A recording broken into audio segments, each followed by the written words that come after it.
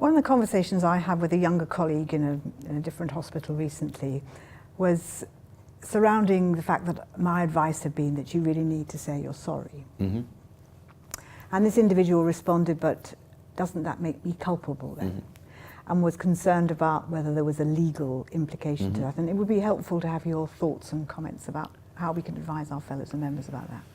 Well, I was taught in 1986 as a young trainee by a senior member of the profession who was on a major figure in the Medical Defence Union, that saying sorry is not saying I'm guilty. Saying sorry is an expression of empathy with that the person has suffered, they've been hurt, they're in pain, their disease hasn't been cured.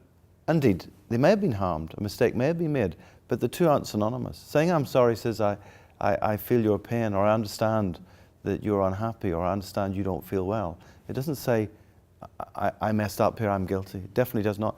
And in our guidance we introduced on candour with the Nursing and Midwifery Council, we then went one stage further and said if something has gone wrong, been a mistake, the very first thing you should say definitely is I'm sorry.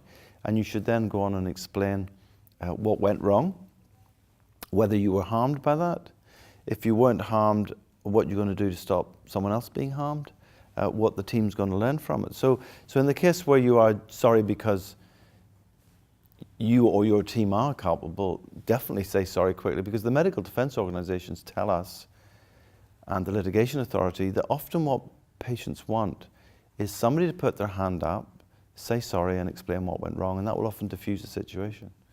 But even if you're not culpable, I think saying sorry shows to a patient that you're a doctor with humanity, a human being with compassion for the terrible situation they may be in.